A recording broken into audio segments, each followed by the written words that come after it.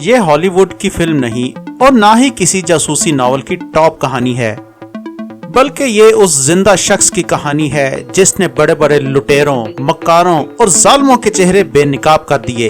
بڑی بڑی حکومتیں اس کے لرزہ خیز انکشافات سے لرز اٹھیں اور سو کالڈ سپر پاورز ہل کر رہ گئیں۔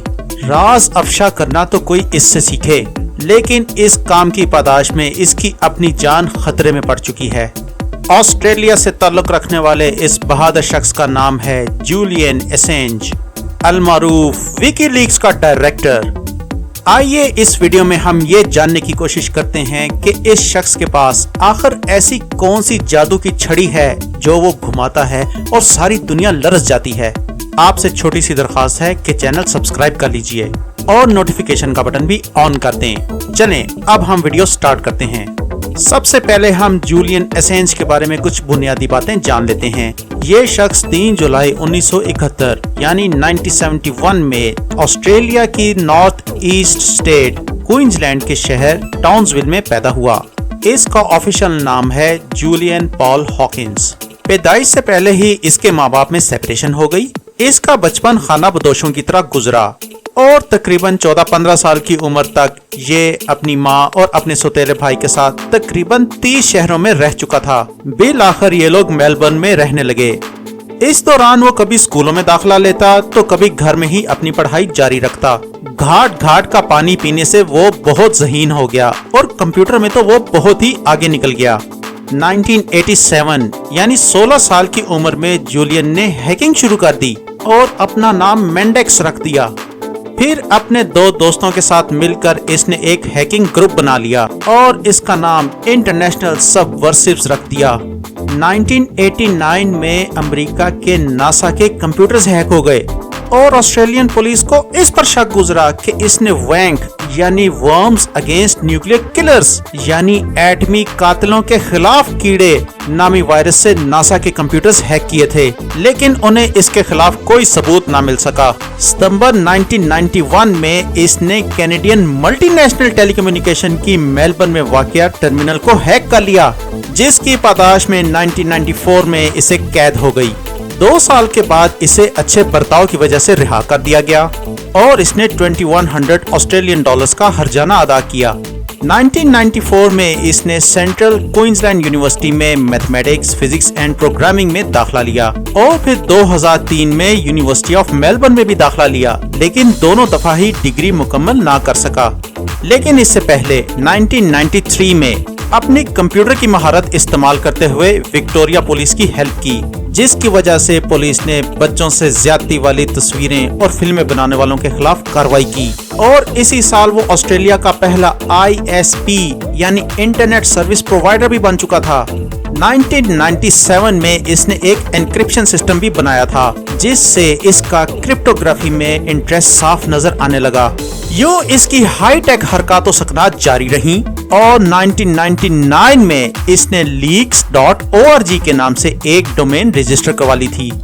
اسی سال اس نے نیشنل سیکیورٹی ایجنسی کے لیے فون کال ہیک کرنے کا ایک سسٹم بنا کے دیا جو تمام انٹرنیشنل کالز کو ٹیپ کر سکتا تھا۔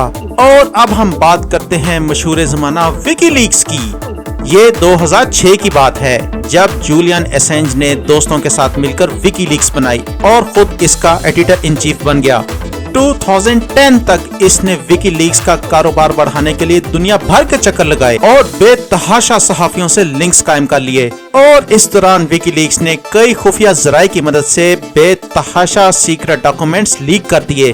ان میں یمن کی ڈرون سٹرائکس، عرب دنیا کی کرپشن، کینیا کی پولیس کی ماورائے عدالت قتل و غارت، 2008 میں چین کے صوبہ تبت کے ہنگامے اور پیرو کی پیٹرو گیٹ آئل سکینڈل سے ریلیٹڈ دستاویزات شامل ہیں۔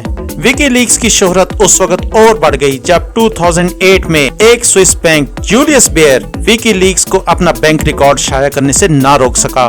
2008 کے امریکن پریزیڈنشل الیکشنز کے وقت وکی لیکس نے پریزیڈنشل کینڈیڈیٹ جان مکین کی ساتھی سارا پالن کے یاہو اکاؤنٹ کو ہیک کر لیا اور ساری کی ساری انفارمیشن دنیا کے سامنے رکھ دی۔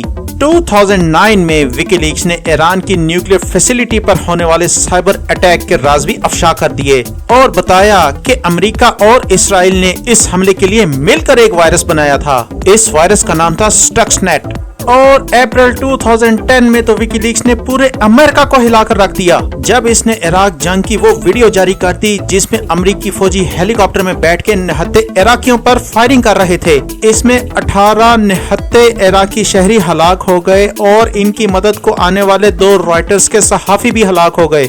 اپنی فوج کی یہ ظلم و بربریت دیکھ کر امریکی شہری بھی سکتے میں آ گئے۔ اس کے علاوہ وکی لیکس نے 2010 میں افغان جنگ اور اپریل 2011 میں گوانٹانامو بے کی بھی خفیہ رپورٹیں شائع کر دیں۔ اس دوران 2010 میں سویڈن میں 2 خواتین نے جولین کے خلاف زیادتی کا کیس دائر کر دیا۔ جولین اور اس کے حامیوں کو یقین تھا کہ یہ اس کے خلاف ایک سازش کی گئی ہے۔ سچ اور جھوٹ کیا ہے یہ تو اللہ ہی بہتر جانے۔ چونکہ اس وقت وہ برطانیہ میں رہ رہا تھا اس لیے سویڈن کی پولیس نے اس کے خلاف انٹرنیشنل وارنٹس جاری کر دیے۔ جولین نے برطانوی پولیس کو گرفتاری دے دی اور 1 ہفتے کے بعد دوسری پیشی پر اپنے حامیوں کی جانب سے 2,40,000 برٹن پاؤنڈز جمع کروانے کے عوض اس کو رہا کر دیا گیا۔ فروری 2011 میں اس کے خلاف فیصلہ آ گیا کہ اسے سویڈن کے حوالے کر دیا جائے، لیکن ہائی کورٹ اور پھر اگلے سال سپریم کورٹ نے یہ فیصلہ معطل کر کے کہا کہ یہ مقدمہ برطانیہ میں ہی چلے گا۔ جولین نے مقدمے سے جان چھڑانے کے لیے ضمانت کی پرواہ نہ کی اور ایکواڈور کی ایمبیسی میں پناہ لے لی اور ساتھ ہی سیاسی پناہ کی درخواست دے دی۔ برطانوی حکومت نے ایکواڈور ایمبیسی کے باہر پولیس تعینات کر دی تاکہ جیسے ہی جولین باہر آئے اسے پکڑ لیا جائے۔ جولین کے دوستوں کے مطابق اس نے سیاسی پناہ کی درخواست اس لیے دی تھی کہ اسے آسٹریلین حکومت سے یہ شکوہ تھا کہ وہ اس کی مدد نہیں کر رہی۔ اس دوران امریکی حکومت نے بھی اس کے خلاف خفیہ تفتیش شروع کر دی۔ اگست 2012 میں ایکواڈور کی حکومت نے اسے سیاسی پناہ دے دی۔ ادھر وکی لیکس کی طرف سے امریکہ کو بے نقاب کرنے کا مشن جاری رہا اور نومبر 2010 میں انہوں نے امریکی سفارتکاروں کے 2.5 لاکھ خطوط شائع کر دیے۔ ان رپورٹوں سے امریکہ کی یونائٹڈ نیشنز کے خلاف اور عرب ممالک میں حکومتیں الٹانے کی سازشیں بھی بے نقاب ہو گئیں۔ امریکہ کا جولین اسانج کے خلاف غصہ بڑھتا گیا، لیکن عدالتی کارروائی کرنے میں یہ رکاوٹ آ رہی تھی کہ اس طرح کرنے سے باقی نیوز ایجنسیز اور رپورٹرز کے خلاف بھی کیس چلانا پڑنا تھا جو اس قسم کی رپورٹیں شائع کرتے رہتے تھے۔ لہٰذا عدالتی کارروائی کے ساتھ ساتھ امریکہ نے جولین کو دہشت گرد قرار دے کر اسے پکڑنے اور قتل کرنے کے منصوبے بنانے شروع کر دیے۔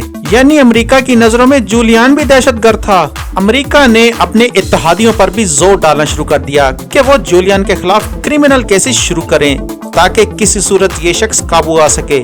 جولائی 2015 میں جولین نے فرانس کے صدر کو بھی ریکویسٹ کی کہ اسے سیاسی پناہ دے دی جائے، جو رد کر دی گئی۔ صدر اوباما کے دور میں ڈپارٹمنٹ آف جسٹس نے یہ کہہ کر ہاتھ کھڑے کر دیے کہ اسے جولین کے خلاف کوئی ثبوت نہیں ملا اور وہ محض ایک صحافی ہے۔ لیکن ڈونلڈ ٹرمپ کے آتے ہی CIA کے ڈائریکٹر مائک پومپیو نے اسے پکڑنے کا فیصلہ کر لیا۔ 2015 تک وکی لیکس نے 1 کروڑ دستاویزات شائع کر دی تھیں، جس میں سعودیہ اور ترکی کی حکومتوں کو بھی نہیں بخشا گیا۔ ان رپورٹوں سے یمن میں امریکی مداخلت بھی بے نقاب ہو گئی۔ ایک مزے کی بات یہ ہے کہ 2013 میں جولین نے آسٹریلیا کے سینٹس میں الیکشن لڑنے کے لیے ایک پارٹی قائم کی۔ اس کا نام تھا وکی لیکس پارٹی، لیکن یہ پارٹی الیکشن ہار گئی۔ 2017 میں سویڈن حکومت نے اس کے خلاف مقدمہ روک دیا، لیکن جولین ایکواڈور ایمبیسی سے پھر بھی باہر نہ آیا۔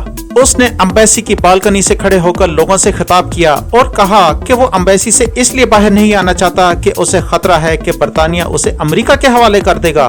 2019 میں البتہ ایکواڈور کی حکومت امریکی دباؤ برداشت نہ کر سکی اور انہوں نے جولین کی شہریت ختم کر دی اور برطانیہ پولیس سے کہا کہ وہ بے شک اسے گرفتار کر لیں۔ پولیس نے 7 سال پہلے ضمانت توڑنے کی پاداش میں اسے گرفتار کر لیا اور دوسری طرف اسی دن امریکہ نے اس کے خلاف بنائے گئے مقدمات کو عوام کے سامنے رکھ دیا۔ اس پر ہیکنگ اور اسپیوناج کے مقدمات درج تھے۔ اقوام متحدہ کی ایک رپورٹر نے انکشاف کیا کہ برطانوی جیل میں جولین کی صحت بہت خراب ہو چکی ہے اور خطرہ ہے کہ ڈپریشن کے مارے کہیں اس کی موت نہ ہو جائے۔ 21 اکتوبر 2019 کو جولین نے برطانوی عدالت کے سامنے یہ بیان ریکارڈ کروایا، کوٹ ان کوٹ، میری سمجھ میں یہ نہیں آتا کہ یہ کیسے منصفانہ ہے۔ इस सुपर पावर के पास इस केस की तैयारी के लिए 10 साल थे और मेरे लिए अपनी तहरीरों तक रसाई भी मुमकिन नहीं। इस सूरत हाल में मेरे लिए कुछ भी करना बहुत मुश्किल है, लेकिन उन लोगों के पास लामहदूद वसाइल हैं।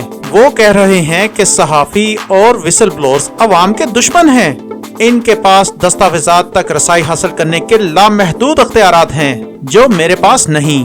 इन्होंने मेरे साइकोलॉजिस्ट के जरिए मेरी जिंदगी के अंदरूनी मामलात तक जान लिए हैं और तो और मेरे बच्चों के डीएनए तक चुरा लिए हैं। यहाँ जो कुछ हो रहा है वो मुनसिफाना नहीं है, लेकिन इस दौरान इस पर अमेरिका हवालगी का केस भी चलता रहा और बिल आखिर 10 दिसंबर 2021 को अमेरिका ने ये केस जीत लिया।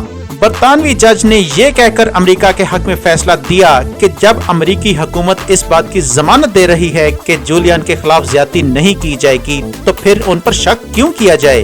तो नाजरीन, आपका इस बारे में क्या ख्याल है? क्या जूलियन को अमेरिका में इंसाफ मिल सकेगा? हमें अपनी राय से कमेंट्स में जरूर आगाह करें और वीडियो पसंद आने पर लाइक जरूर कर दें। सब जान लो जी के साथ रहें और मिलते हैं अगली एक और मालूमाती वीडियो में। शुक्रिया, अल्लाह हाफिज।